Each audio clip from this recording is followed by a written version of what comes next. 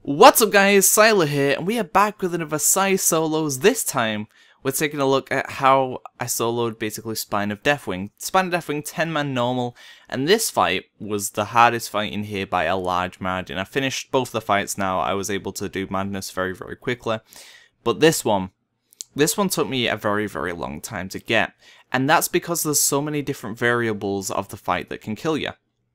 So let's first of all take a look at the different things that can kill us. Well, first of all, the biggest factor is that when you're on your own, Deathwing will always try to roll. No matter where you are, he will want to roll. Even if you try and stand right in the middle, he'll still want to roll left or right. So what you have to do to avoid that is be consistently moving left or right. Now there's another strategy where you can sit in the tendrils, death pool things, and just keep getting Deathwing to roll without you being thrown off. Now that's a strategy you can take, but the problem is you have all the sort of the dead slimes right in the hole, and that makes it very difficult to collect them with. If you're unfamiliar with this fight, basically what you need to do is kill 9 of those slimes. They'll put like a pool on the floor, and then you'll see these amalgamations. There we go. And basically what you need to do is kite those through the pools, and they'll gain a buff. And when they hit 9 buffs, they'll become like basically a nuclear reactor. And when you kill them, they'll explode, blowing up the plate and allowing you to DPS the plate's like weak part. And that's what you need to do. You need to do that 3 times. You need to get an ad, get it 9 stacks, kill it, kill the plate, move on. So one of the issues is having to roll right and left, so you have to consistently be moving left and right all the time. If you get slowed, or you're out of position, or you take too long, Deathwing will roll and throw you off. That's it. What a scumbag. So the next thing that becomes an issue is if you have an amalgamation out, it hits pretty hard. So you have to come up with a strategy to deal with that. As you see, I never have an amalgamation out. I just always make sure the big get thrown off until I actually want one when I've got enough stacks and I've got all my CDs up. So I'm consistently throwing them off as soon as one spawns, and making sure I don't have to deal with that at the moment, because if you do have one out as well, it's probably going to pick up some of the buffs, and it does gain a damage increase per buff it has as well, so it's going to be hitting pretty hard. So that's the way I came up with dealing with that. The next issue with the fight is these corruptions. You see the tentacles? They will, first of all, put a debuff on you, which causes you to not be able to be healed for like 300k or something like that. So you need to heal yourself for 300k before you're actually healable again. So that's a bit of a pain, so a lot of your healing is basically just wasted until you get rid of that debuff, and then you'll be healable again. Or wait 5 minutes for it to wear off, but we're not going to do that. So I kept putting down like healing stream totems and using my maelstrom stacks to heal myself. And the next issue that the corruptions do is they will grip you. Now what you're normally meant to do in this fight is you get gripped, and someone's meant to DPS the tentacle to stop it gripping you. When it's DPS by down like 20%, it'll stop the grip. Now when you're on your own, you don't have that option. So what I had to be doing consistently is making sure I always had a flame shock up on the corruptions. So I'd have to micromanage the corruptions, and then as soon as they die, I'd have to flip Deathwing. So I didn't have the random ad, because as soon as the corruption dies, an ad spawns. So you need to be consistently making sure that you're getting rid of those, only when you actually want one. As you can see, I've just got an amalgamation out, got it 9 stacks, killed it. I save all my cooldowns for this point, and I'm moving left and right using Ascendance so I can DPS from ranged. And I'm going to kill that, and then I'm going to flip him instantly, because I've got a big, I think, 7 stack amalgamation there, and you can see he's hitting me pretty hard. I had to drop down that healing stream, the healing tide, to get myself back healed up.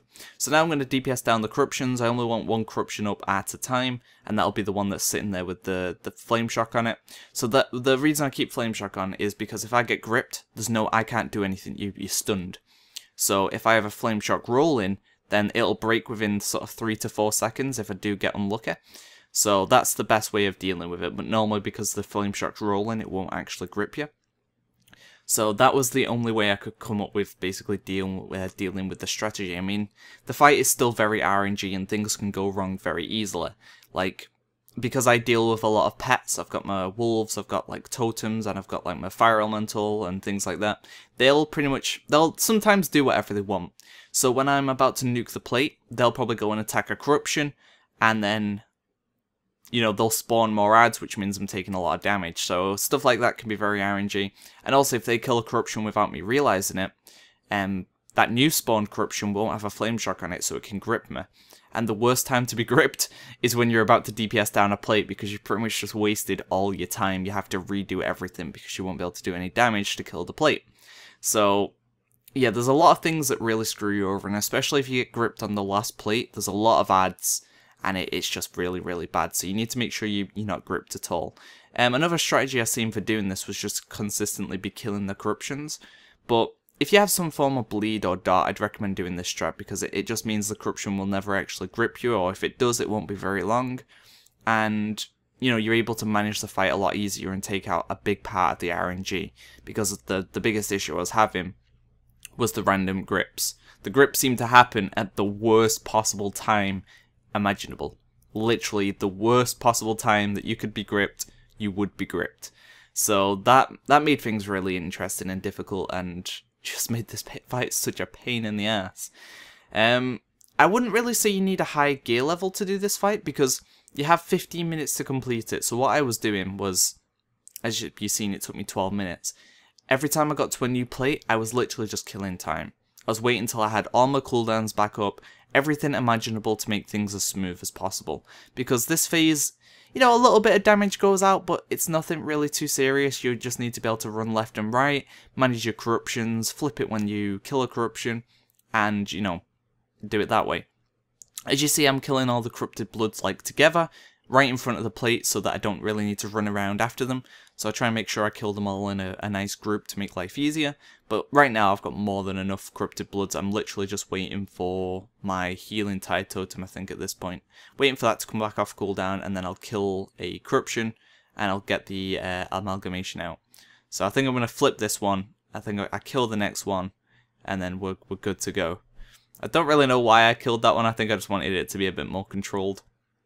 So we take that one out, get these to the front. I think I kill these, and then I kill the corruption, and then we can begin DPSing down the plate. So this is a bit of wasted time if you're struggling with time. Like, I probably wasted about 30 seconds right here that didn't even need to be wasted.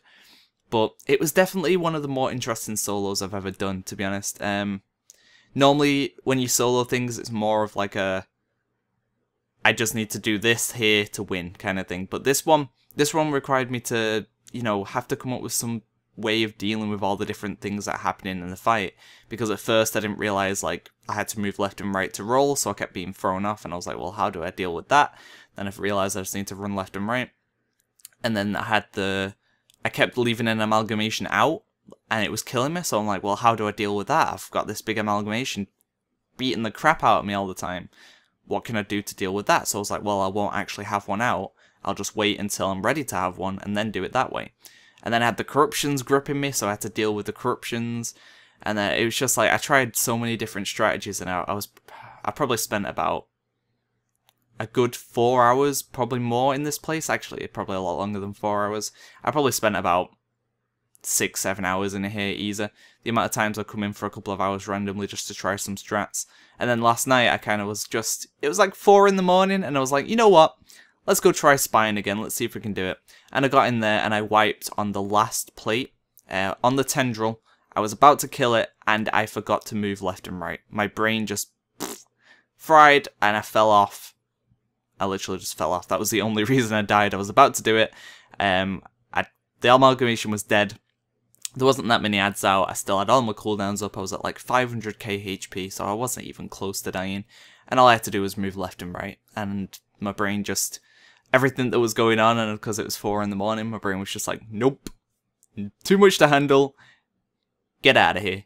So I ended up falling off, and I was like, right, well, I can do it. I have a legit strategy now that's going to allow me to kill this. And I'll come back, and it took me about 2 attempts today, and I got it down, which was really good. It's a good feeling when you're trying to solo something, or even do something, it takes you a long time, and you finally get it, and it's like a yes! Did it! So, yeah. Hopefully you've enjoyed this solo. If you do try to solo this place, you are in for an interesting time, but hopefully what you've seen now will help you out quite considerably. If you are an enhanced shaman looking to do this, all I can recommend is either I tried the bulwark totem, and it was okay, but because of the the healing, it didn't really do anything because of the minus healing. I preferred the big, big fat damage reduction cooldown for when I had the amalgamation. How many times have I pronounced that wrong in this one video? Quite a lot. I preferred the big cooldown for when he was out at 9 stacks because he hits really, really hard. He crushes you. So having a big defensive for that part was pretty much key. I was putting down healing stream totems off cooldown. You'll see I'll randomly put down a healing rain. The reason I was doing that was because if I was at full HP, I'd put down that so it was doing the gradual healing rather than just, a wasted heal. So I'd put down a healing rain so that it was doing the little bits of healing there, here and there, rather than just a big full-on heal. So that's when I'd recommend doing that. It's pretty much always worth putting a Maelstrom onto healing rather than doing damage. This part was really, really horrible because I had to get down here to put a Flame Shock on it, and the mobs kept concussive hitting me, and because I'm on the last plate about to, kill it basically, it was really, really panicky because that was such a pain. He was so far away for me to be able to do. So it was very, very nerve-wracking trying to get all the way back down the plate just to get him, just to deal with that one little mechanic. But that corruption dies, and then I think this is the point where I'm like, yes, we're doing it now. We're about to kill him. But I just hoped for a good corruption spawn. If the corruption would have spawned in the back, I probably would have died. So this, another RNG factor, but it spawned right next to me, so whacked a Flame Shock on it, popped all my cooldowns, we put Lust up, AG, I really do recommend AG as well. AG is such a strong healing cooldown. If you're not using AG most of the time as Enhance, you're doing it wrong anyway. And he was dying really slow, and I started dropping quite low. So then I panicked and fat-fingered, couldn't find my Healing Tide, but managed to get it. Actually, I don't even think I used Healing Tide. Well, the more you know. I think I tried to use Healing Tide, and I must have completely missed. The plate goes down, and I'm like, oh god, everything's dying! So I jump into the hole and let the amalgamation that's currently out get flipped. So he's gone, so we don't have to deal with that anymore. And we finish it up, and I finally got it. So there you go, that has been a look at the fight. Hopefully, have fun trying to solo it. Best of luck, hopefully this video has helped you out, and hopefully you enjoyed it. So look out for more of these Syi-Solos coming soon. Madness is down, so I'll have that out very soon as well. And yeah, good luck if you do try to solo it. It's definitely a fun place to solo, and I don't know where I'm going to aim for next after this, really. I might try some heroics. So thanks for watching, guys. See ya!